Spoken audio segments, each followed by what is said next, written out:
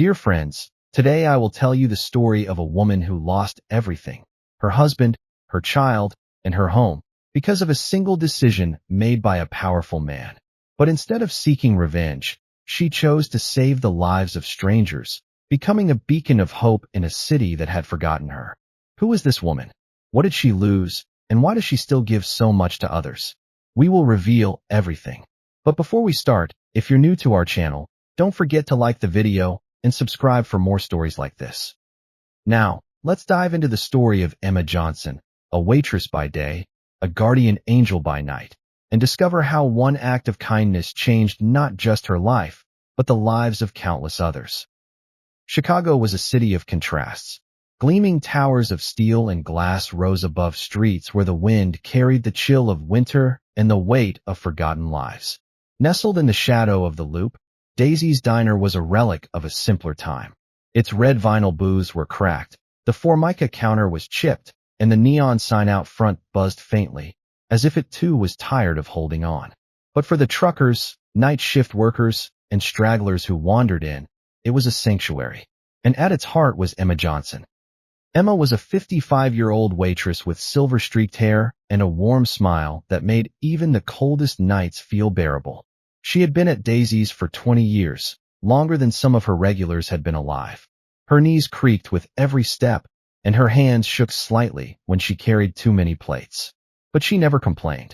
She knew the diner's rhythm like a song. When to refill a coffee cup, when to slide an extra biscuit onto a plate, when to listen to a lonely customer's story. Her kindness was subtle but unwavering, a thread of light in a city that often felt dark. Every night, as the clock ticked past closing, Emma would pack up the day's leftovers, scraps of meatloaf, a handful of fries, a slice of pie no one had claimed, into a faded blue tote bag. She'd sling it over her shoulder and slip out the back door into the alley, her limp more pronounced in the quiet. No one asked where she went. No one seemed to notice, until Liam Parker walked through the door. Liam Parker was a man who belonged in boardrooms, not diners. As the CEO of Parker Tech, a tech giant that dominated Chicago's skyline, he lived a life of penthouse views, private jets, and deal-sealed over $200 bottles of wine. On March 5, 2025, he wasn't supposed to be at Daisy's. A late meeting had run over. His driver had misjudged the turn in the snarl of downtown traffic, and Liam, impatient and famished, had told him to pull over. Daisy's was the closest spot, its flickering sign a reluctant beacon. He stepped inside, his polished loafers clicking on the linoleum. His tailored suit drew stares from the handful of patrons nursing their coffees. Emma greeted him without missing a beat. "Evening, Han. Coffee's fresh, and the meatloaf's today's special. Want some?" Her voice was soft, steady, with a hint of gravel from years of late nights. Liam, still bristling from his day, felt an unexpected calm settle over him. He ordered the meatloaf, ate in silence, and watched her move through the diner like a conductor leading an orchestra. She laughed with a trucker about his new grandkid, slipped a straw to a kid who'd spilled his soda, and refilled water glasses before anyone could ask. When she cleared Liam's plate, she slid a slice of apple pie in front of him. "On the house," she said with a wink. "You look like you could use it." He didn't argue. The pie was warm, the crust flaky, and for a moment, he forgot the chaos of his world. As he paid his bill, he noticed her packing the leftovers. She didn't toss them out like he'd seen at other places. There was care in how she folded the foil, how she tucked the food into that tote bag. Then she was gone, out the back, into the night. Liam's mind buzzed. Where was she taking it? Was it for a pet? A friend? Something about her stuck with him, her quiet grace, her effortless warmth. In a city that thrived on ambition and indifference, Emma Johnson was an anomaly. He decided he had to know more. The next morning, Liam sat in his office at Parker Tech, the city sprawling below him. He hadn't slept. Emma Johnson wasn't just a waitress. She was a force, a quiet hero in a world that didn't deserve her. He wanted to help, to repay her somehow. But first, he needed to know more. He called in a favor from a private investigator, a man named Max, who could dig up dirt on anyone. "Find out who she is," Liam said. "Everything." Max called back that afternoon, his voice low. Emma Johnson, 55, born in Springfield, worked at Daisy's Diner since '05. Before that, it gets messy. She was married to Robert Johnson, a software engineer at Visionary Systems, a firm your company swallowed up in the early 2003s. Robert died in a car crash in 2000. Faulty brakes. No one was held accountable. Left Emma with a newborn daughter, Sophie.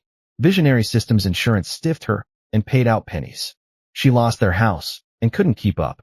Courts took Sophie when Emma couldn't afford a lawyer. Kid went into foster care. No record of where she is now. Emma's been alone ever since, scraping by at that diner.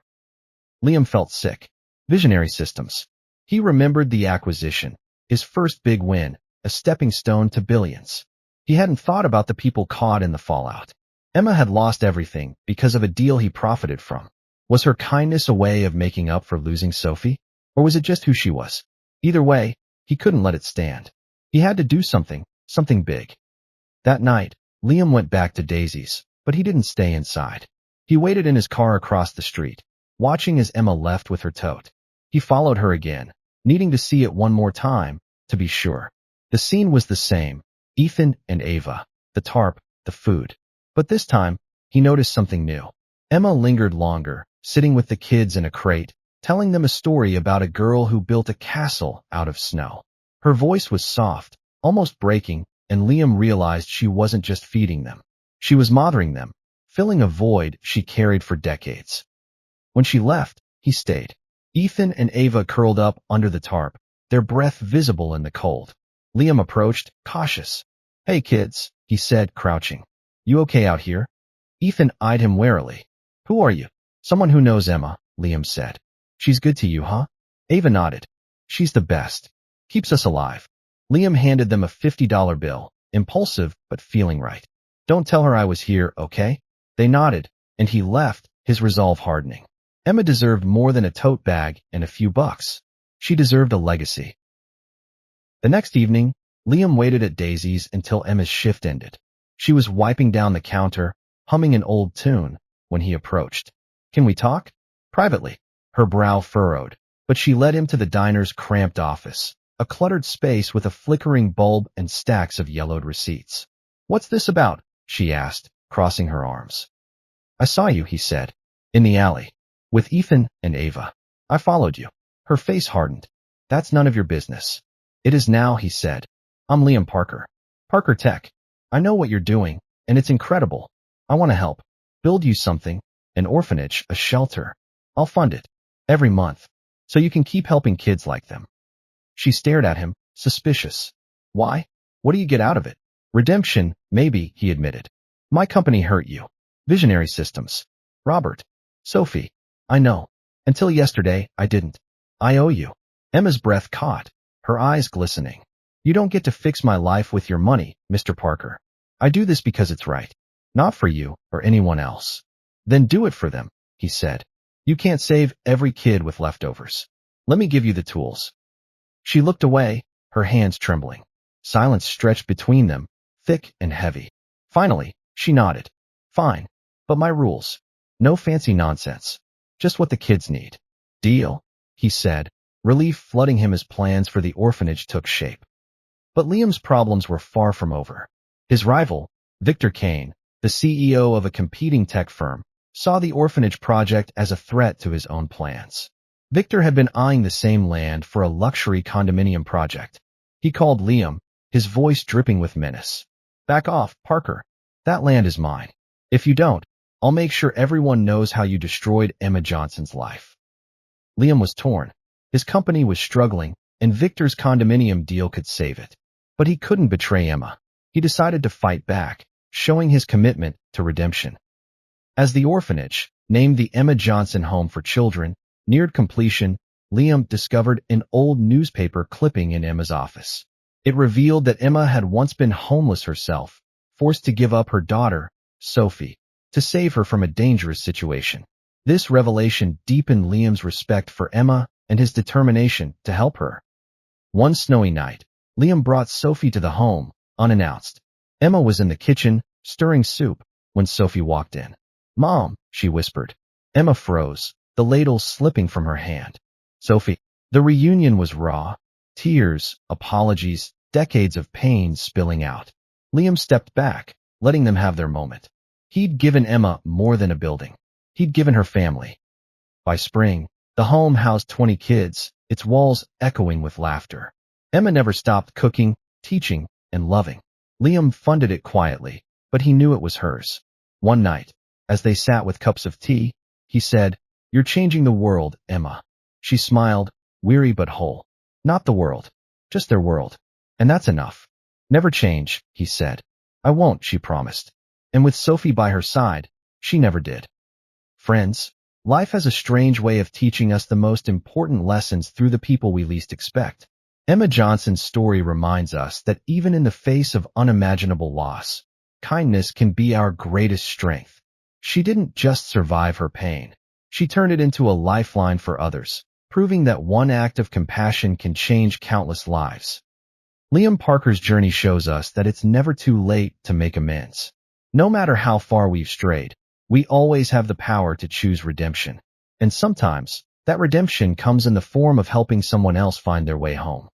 So, what can we learn from Emma and Liam? That no matter how dark the night gets, the dawn always brings hope. That every small act of kindness matters. And that sometimes, the family we're searching for isn't the one we're born into. It's the one we create through love and sacrifice. If this story touched your heart, don't let it end here. Look around you. Is there someone in your life who needs a little kindness? A little hope? Be there, Emma. Be there, Liam. Because in the end, it's not about how much we have. It's about how much we give. If you enjoyed this story, don't forget to like, share, and subscribe for more inspiring tales. And remember, no matter where you are in life, you have the power to make a difference. Start today.